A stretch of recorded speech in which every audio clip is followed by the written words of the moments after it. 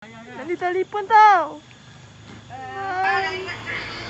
Bye.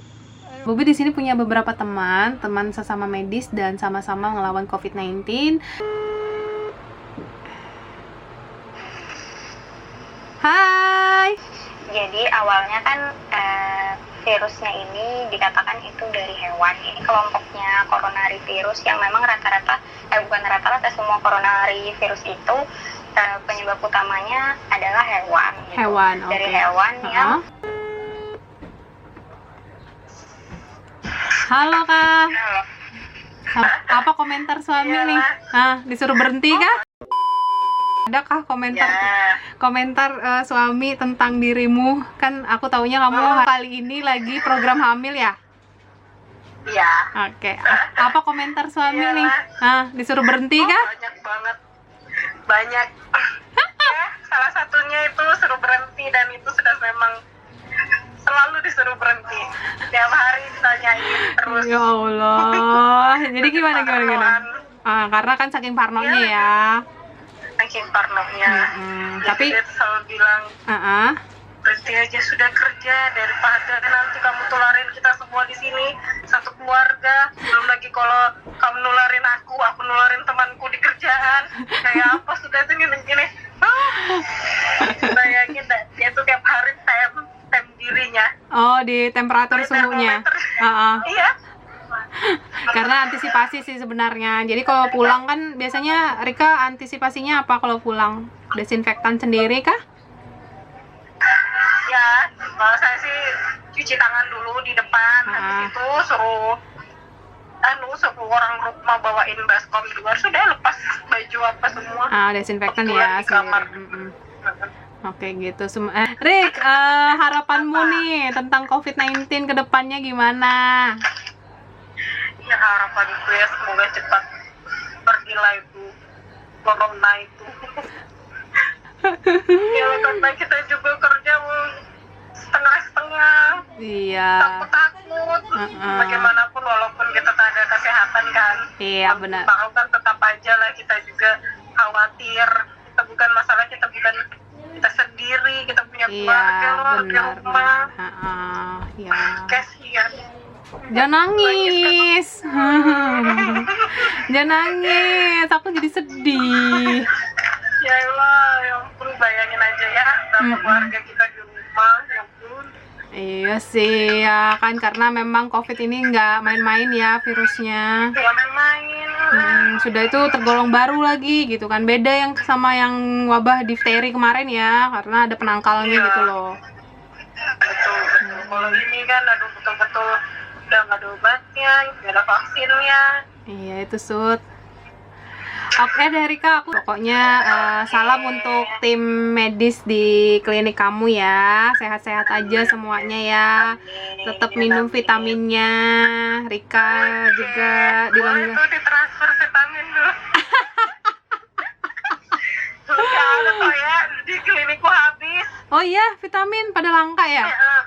Aduh. Langka banget. Oke, makasih ya Kak. Sehat ya. Sama-sama. Thank you. Assalamualaikum.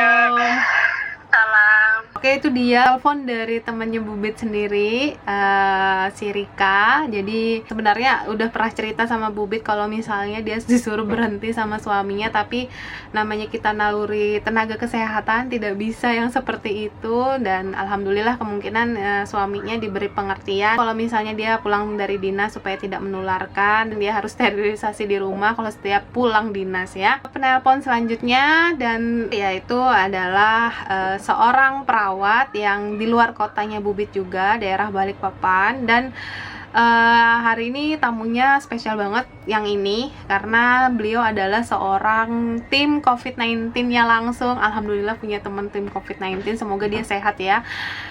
Jadi Bubit punya kesempatan sama dia untuk berbicara gimana selama jadi tim COVID-19 ya. Kita telepon dulu ya dia ya. Halo, Assalamualaikum. Kan ketawa. Siapa nih? Apa Iya. Kak, aku mau tanya-tanya nih. Aku kan taunya dirimu adalah seorang tim COVID-19 di kota Balikpapan. Aku boleh ya sebutkan yang kotanya ya? Udah berapa lama Kak berdinas sebagai tim COVID-19? Jalan 2 bulan. Jalan 2 bulan. Oh, mulai dari bulan berapa Kak? Ini belum berapa sih? Bulan Maret ya? Bulan 3, iya bulan Maret. Februari? 1 akhir. Bulan 1 akhir. Oh, bulan 1. Tanggal 25 Januari. Oh, lama juga ya Anda ditunjuk. Itu ditunjuk atau Kak Ilham sendiri yang mau jadi tim COVID-19? Awalnya ditunjuk, Awalnya ditunjuk. Terus? kemudian masa karantina 1 pasien selesai, Terus? dan saya mengajukan sebagai perawat khusus itu. Oke. Jadi awalnya ditunjuk, lah lama-kelamaan diri Anda sendiri yang menawarkan ya. Dan alhasil sekarang kayaknya pasien di Balikpapan bertambah nggak sih Kak? Sangat banyak bertambah. Katanya sih dengar-dengar, kan aku nggak tahu nih baru katanya. Itu tuh bukan asli orang Balikpapan ya nggak sih? Yang transit-transit gitu. Dengar kabar juga seperti itu, tetapi yang ODP, PDP kebanyakan juga warga Balikpapan. Oh, Dan oke. kebanyakan juga yang domisili di Balikpapan, serta pekerja yang transit ke Balikpapan. Oh, rata-rata transit juga, pekerja juga. Berarti campur ya Kak ya? Campur. Oke. Kan tadi tuh kayaknya susah banget tuh ya. Kita tadi tuh untuk men-taking pertama, aku dengar tadi Kakak habis jemput evakuasi pasien lagi ya? Selalu bertambah Kak tiap harinya? Bertambah untuk diobservasi ya. Kalau Oke. untuk positif kan enggak. Enggak. Oh, bertambah untuk dievakuasi. Maksudnya di evaluasi. Observasi. Oke. Dalam tiap hari boleh tahu berapa sih Kak nambahnya? Enggak pasti, cuma kan tergantung laporan dari beberapa perusahaan yang ditunjuk orang ODP-nya itu ada berapa orang ya, sesuai sama itinerarinya itu yang kita jemput. Oh. Jumlahnya seperti itu. Oke. Itu dalam satu tim Kakak, nggak mungkin dong Kakak aja sendirian. Pasti ada beberapa tim kan di situ. Berapa biasa? Mulai dari awal berapa Kak? Awalnya itu kita punya tim, rumah sakit kami punya tim home care. Oke, jadi yang diterjunkan untuk pasien observasi COVID-19 itu tim home care lah. Awalnya di situ.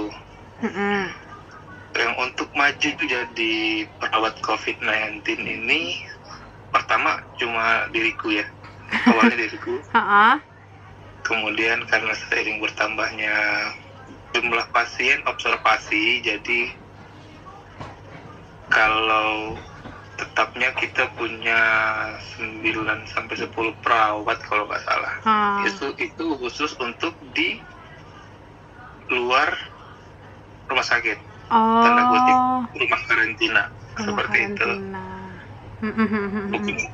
Bukan lagi yang di dalam rumah sakit, beda.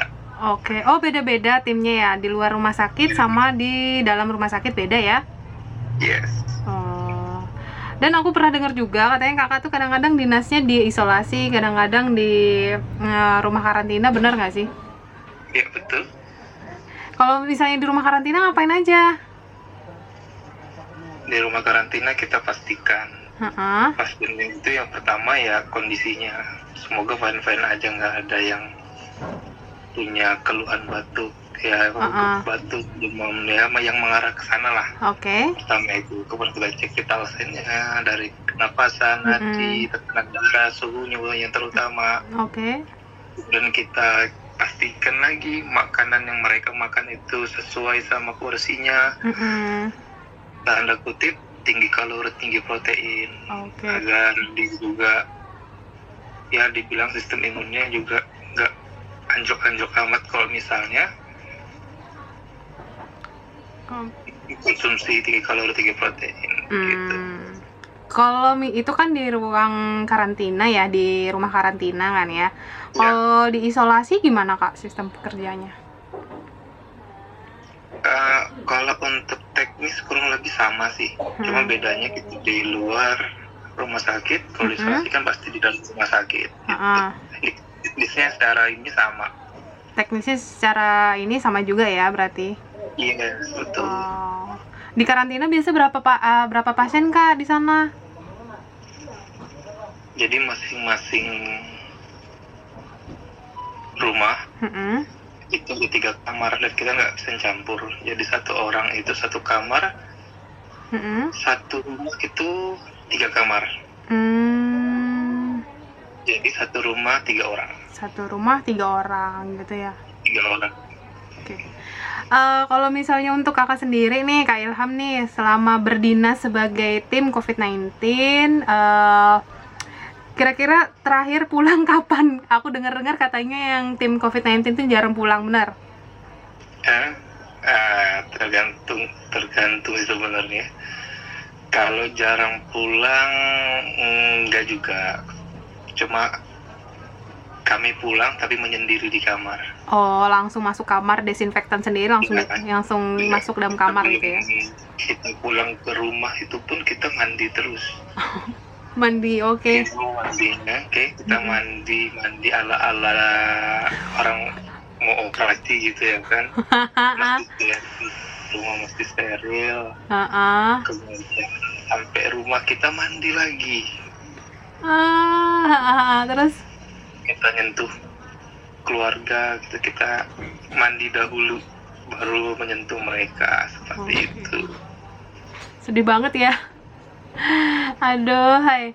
Ya pokoknya sebenarnya yang mau aku tanya cuma itu aja. Penasaran kayak apa sih di rumah karantina itu, kayak apa sih selama diisolasi? Ada nggak sih Kak pasien anak kecil di situ kayak umur-umur di bawah 12 tahunan gitu? Kalau di rumah karantina nggak ada, rata-rata semua pekerja perusahaan dewasa ya. Dewasa.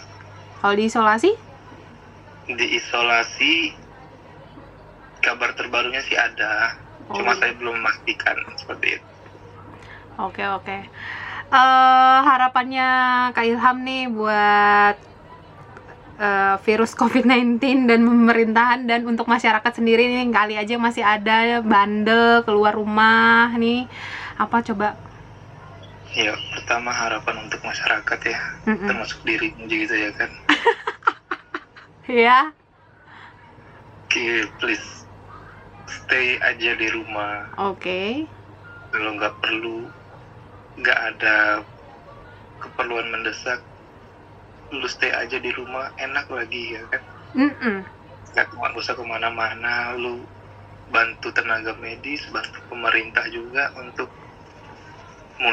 bukan mulangkan sih sebenarnya, buat ya cegah penularannya lah, yang kalau kita rame-rame semakin cepat, kalau lagi di rumah gitu kan, ya setidaknya masa untuk menularkannya panjang, nggak yang cepet banget menularnya seperti itu. Oke. Kemudian untuk pemerintah,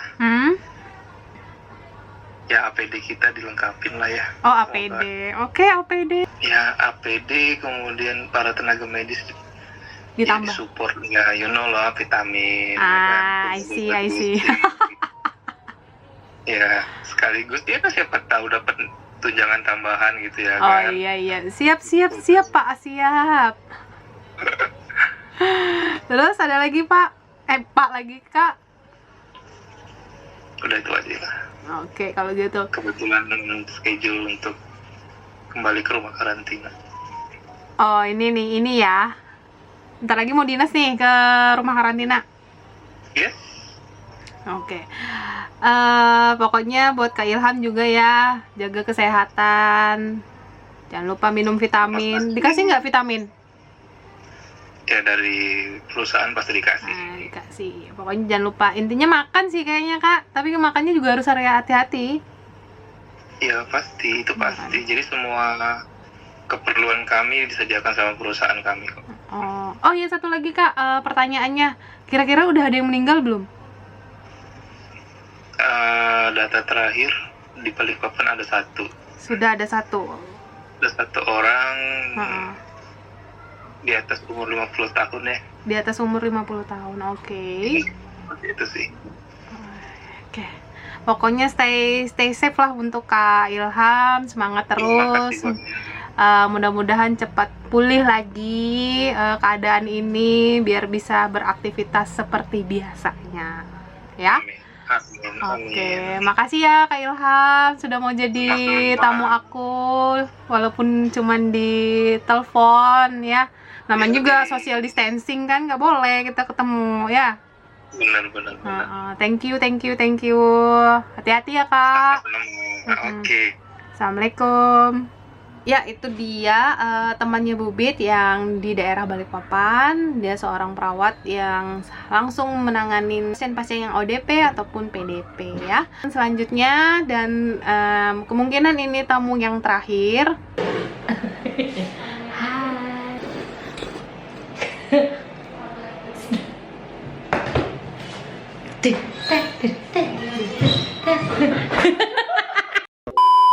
Ini lagi social distancing, jadi memang harus berjarak ya. Seperti yang kalian tahu, si Dokter Pandi adalah memang sebelumnya udah pernah ngisi di YouTube channel aku. Kenalin dok.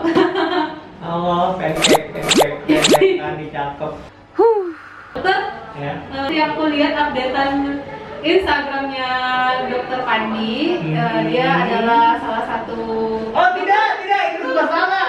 Ada nanti saya kasih lihat fotonya di sini. Benarkah Anda seorang di balik layar hotline 112 di kota kami? Oh, sebenarnya. Oh no. Nanti saya taruh ya fotonya di sini atau enggak nanti langsung visit aja ke IG-nya beliau di sini. Oke. Nah, jadi karena melihat perkembangan kasus yang begitu sangat makin hari makin banyak ya, jadi di Samarinda itu dibikinlah kita bilang tim khusus untuk menanggulangi. Bahasanya sih seperti yang info-info yang kita dapat, ingin melandaikan kurva biar yang sakit itu semuanya bisa tertangani dengan baik di rumah sakit. Begitu. Ya, jadi dengan adanya call center 112 di Samarinda ya, sebenarnya kalau misalnya di Kalimantan Timur itu salah satunya kota tuh yang menerapkan call center 112. Di lainnya? Hah? Ada juga dok? Di lain belum ada. Gitu. Belum ada. Yang aktif benar-benar aktif baru di Samarinda saja, makanya itu yang dipakai di Samarinda. Dan kalau dia sih efektif ya. Jadi semua warga yang punya keluhan terkait dengan COVID atau warga yang punya tamu datang dari luar kota gitu yang kita anggap sebagai lokasi penyebaran transmisi lokal gitu, jadi dia menghubungi ke 112 untuk dikasih tahu arahannya seperti apa, seperti itu. Jadi kalau misalnya nanti dari 112 info yang didapat itu nanti kami saring lagi yang manakah dari pelapor ini yang perlu ditindaklanjutin. Nanti yang tindak lanjut itu tim dari dinas kesehatan yang akan menindaklanjutin. Berarti di awal itu bapak yang menyaring dulu atau gimana? Dari 112-nya, jadi 112 punya daftar laporan, nanti laporan dikasih ke tim dari dinas kesehatan kota.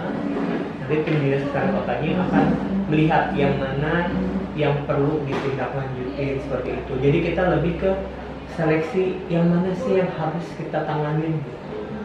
Yang mana sih yang harus kita dulukan kalau misalnya dibutuhkan pemeriksaan atau apa seperti itu. Nah, jadi dari situ nanti penentuannya apakah pasien ini klien kita ini ODP atau PDP, itu dari situ. Kira-kira dari pelaporan yang pasien ODP dan PDP selama dokter berdinas dan berjaga di hotline itu udah berapa banyak dok kira-kira? Kalau laporan 2 hari yang terakhir inilah. Kalau misalnya per tanggal 30 itu sudah 2015 laporan. 2015. Semua tuh total laporannya. Nanti baru ada sekian sesuai dengan yang ada di infografis kita. Infografis apa sih infografisnya? Iya. Itu ada tulisannya di situ tuh ODP-nya berapa, PDP-nya berapa, itu sesuaikan di situ laporan yang masuk. Setelah kayak gitu ada aja pasien yang PDP dok di Samarinda. Kalau PDP sesuai dengan laporan terakhirnya ada ya? Ada ya, ada yang PDP itu langsungkah dijemput ke tempatnya dia atau gimana dok? Kalau misalnya PDP dijemput. dijemput. Nggak ada yang langsung pasiennya datang gitu ya, nggak ada ya? Enggak sih ya. Rata-rata dijemput ya? Karena penentuan status PDP atau enggak itu dari dinas kesehatan. Oke. Jadi ingat ya, netizen semua di sana, tidak semua ODP itu dijemput. Bahkan nggak ada ODP yang dijemput. PDP pun tidak semua PDP itu dijemput, gitu ya. Jadi PDP yang punya kondisi berat yang harus dirawat baru yang dijemput gitu. Kalau misalnya kondisinya masih sehat dan ini lingkungan rumahnya dia masih bisa dilakukan isolasi di rumah gitu. Sambil tetap dipantau begitu. Karena rumah sakit sekarang kita pakai rumah sakit itu dikhususkan untuk PDP yang kondisinya berat. Oke. Jaganya Dan biasanya yang jaga sukarelawan. Jadi kalau misalnya ada pengen relawan. Rata-rata yang jaga dokter. Enggak sih, rata-rata ini ya.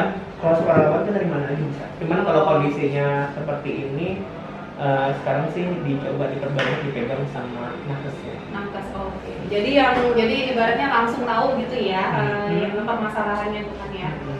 Yang penting itu ya buat kalian di sana. Ya pesannya dok, pesannya untuk masyarakat.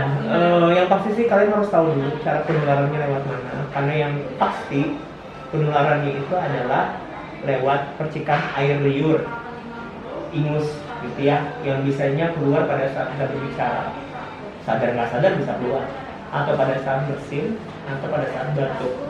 Makanya itu kita sangat penting sekali menjaga yang namanya social distancing, artinya menjaga jarak. Kenapa jaraknya 1-2 meter? Karena berdasarkan ininya kemungkinan percikan itu tidak akan melewati 1 meter. Makanya jaraknya harus 1 meter. Terus jadi kalau misalnya orang warga di luar sana nggak usah terlalu lebay pakai APD yang gimana gitu ya. Yang sampai belanja pakai APD ya dok. Maaf kata terlalu lebay ya gitu. Padahal sebenarnya cukup dengan menggunakan masker biasa, masker bedah yang atau dengan menjaga jarak dan selalu menjaga kebersihan tangan sih udah cukup, itu udah lebih dari cukup sebenarnya. Tidak perlu pakai yang aneh-aneh, karena kalau pakai yang aneh-aneh yang lengkap itu diperuntukkan untuk tenaga kesehatan karena dia akan menghadapi orang yang sakit. Oke. Begitu. Begitu cara pemaparan si COVID itu ya, berarti lewat percikan ya dok? Jadi istilahnya, kenapa sih harus jaga kebersihan? Kenapa sih harus nggak boleh cipika-cipiki, saling tangan, cium tangan? Ya tadi kita nggak tahu ada percikan tangan nggak, percikan liur nggak di tangan kita. Kita nggak tahu ya. Kita nggak tahu. Kira-kira ada percikan ingus nggak di pipi kita, cipika-cipiki. Terus kita ngupil ngebersihin tangan. Jadi kalau misalnya kita bilang sekarang itu hukumnya haram menyentuh wajah sebelum mencuci tangan. Haram hukumnya, ya. Jadi jangan pegang wajah sebelum tangannya dicuci. Begitu. Nah, jadi istilahnya kalian di sana jangan anggap remeh juga penyakit ini ya. Karena yang jadi kasihan itu adalah para orang tua di rumah. Apalagi yang punya penyakit tambahan sebelumnya kayak kencing manis, penyakit jantung, penyakit ginjal gitu ya, kronis lah gitu. Karena kondisinya akan buruk sekali, akan susah nanti untuk pulihnya gitu ya. Jadi kalau kondisi seperti ini yang sehat-sehat silahkan keluar rumah, tapi hanya untuk kegiatan yang penting gitu ya. Kalau misalnya nongkrong-nongkrong nggak penting nggak usah lah gitu ya. Nongkrong sekarang mah nongkrong via ini aja video call. Nggak usah lah pakai hai nggak baik gitu ya. Intinya positifnya adalah dengan adanya si COVID ini kita lebih sering berkumpul bersama keluarga kita. Kita mendekatkan kembali hubungan ikatan keluarga di rumah gitu ya. Dan juga harapannya kalau misal pun COVID-19-nya udah berakhir ya, mudah-mudahan aja berakhir ya segera mungkin. Mudah-mudahan hidup PHBS-nya tuh tetap dilanjut gitu ya. Jangan cuma gara-gara si COVID doang. Iya, jangan cuma gara-gara adanya virus ini dok ya. Jadi harapannya PHBS-nya tetap terjalankan dan juga selalu ya itu hidupnya hidup sehat gitu ya. Apa-apa cuci tangan sebelum makan, sebelum pegang apa-apa cuci tangan gitu sih sebenarnya. Paling ampuh sebenarnya cuci tangan daripada antiseptik ya. Dan terus satu lagi ya, jadi kalau misalnya warga netizen yang mulia di sana mengetahui gitu ya, ada tetangganya yang baru datang dari luar kota atau apa dan diberikan status sebagai ODP, jangan dikucilkan. Orang dia kagak tahu kok dia sakit. Iya benar. Emang HIV kita nggak boleh dituin gitu ya. Padahal penyakit ini kan bukan karena perilaku yang salah, Iya. bukan karena ini, tapi ya karena memang saking mudahnya ya Saking untuk mudahnya. tertular gitu. Iya. Nah, cuman Saking ya, mudahnya terpapar ya dok ya, benar secepat sekali. itu dia ya. Jadi- Kameramen nanya dokter. apa?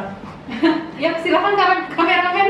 Kameramen kalau untuk yang kayak warga biasa kalau mau pakai masker lagi panik nih, masker pada habis gara ada yang nimbun masker gitu kan ya. Terus kalau mereka pakai masker kain itu apakah efektif gitu dokter? Sebenarnya kalau misalnya untuk pakai masker kain sudah cukup sih ya sebenarnya ya. Yang pasti dengan adanya masker itu menahan percikan keluar.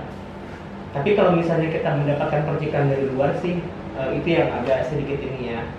Karena Bisa kan dok dia- ya, bisa ada bakat gitu ya. Bisa sih yang selama nggak jaga jarak ya. Gitu. Kita pakai masker bedah ini pun kalau misalnya basah harus diganti. Iya, kan kan disposable sekali Iya. pakai. Soalnya kalau misalnya basah itu berarti memudahkan perpindahan si ini ya. Oh. Virusnya misalnya nih Hmm. apa namanya masker kita basah dari dalam gara-gara percikan biar kita ketahan di luar. Terus basah nih, terus kita ketemu percikan dari orang luar, nempel nih gitu, bisa jadi ada perpindahan virusnya dari luar ke dalam gitu. Yang itu meningkatkan resiko kita untuk terpapar sih. Jadi efektif aja ya dok kalau untuk yang teman-teman yang hashtag di rumah aja. Sudah cukup sih sebenarnya. Itu aja. Kalau misalnya nggak ada masker, ya udah nggak usah keluar aja. Ini nggak usah keluar. Keadaan benar-benar sulit banget ya dok ya. Sama ini sebenarnya pada pandemi yang terjadi pada saat kondisi sekarang itu sangat beruntung sekali. Lagi-lagi Indonesia orang yang paling bersyukur ya. Untung saja pandeminya di saat sekarang, di saat kita sudah terbiasa menggunakan aplikasi, apa namanya bantuan orang untuk belanja, mengantar ke rumah, itu kan ya dengan adanya Sudah canggih kurir ya, itu ya. membantu sekali kita untuk Yang menghindari online gitu aktivitas ya. keluar. Betul sekali. Untuk mengurangi aktivitas buat Jadi keluar kita ya dok. harus bersyukur juga. Jadi kita jangan memandang segala sesuatu dari sudut pandang yang jelek, terus kita harus berputar sedikit untuk melihat sudut pandang yang baiknya apa gitu. Ingat di balik semua yang terjadi itu pasti ada hikmahnya. Iya sip. Semoga ini cepat berlalu ya Allah. Amin. Semoga segera berlalu. Nggak boleh nyentuh muka ya punya tangan. Oke, mungkin itu aja dok. Terima kasih jadi bosnya aku. Ya. Semoga sehat terus ya dok ya. Semuanya sehat ya. Iya, jadi semoga keadaannya juga segera pulih lagi. Buat yang masih keluyuran, yang masih bandel keluar, tolong cuma di rumah aja biar kita yang kerja ya dok ya. Iya. Pokoknya nggak ada kepentingan buat keluar mah nggak usah. Iya, Nggak usah dicari-cari pentingnya apa, nggak usah. nggak usah dicari. Pokoknya kalau nggak penting nggak usah dicari-cari pentingnya apa. Iya itu ya sudah. Oke dok, terima kasih. Nggak boleh pegangan tangan. Nggak boleh pegangan bisa tangan. cicip. Oke, bye bye.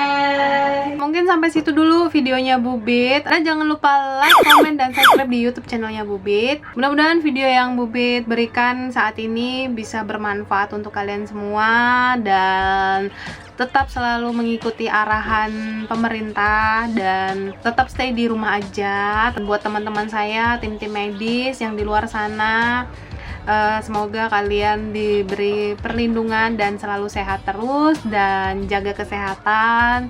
Semoga virus ini cepat berlalu dan tidak berlarut-larut lagi dan tidak ada lagi yang namanya tenaga medis yang gugur karena virus ini ya.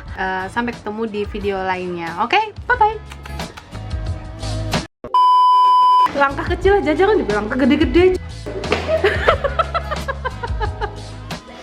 Jangan kamu dari tentang jangan dari kamu hijau, jangan kami berjalan.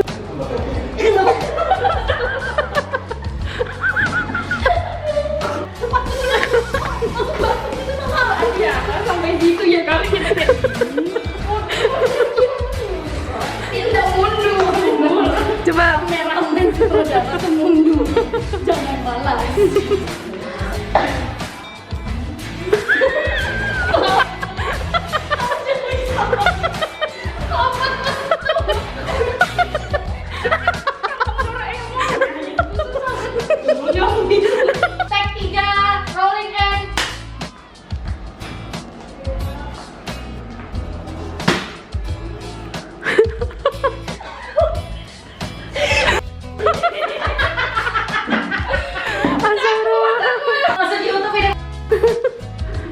Kamera rolling, action.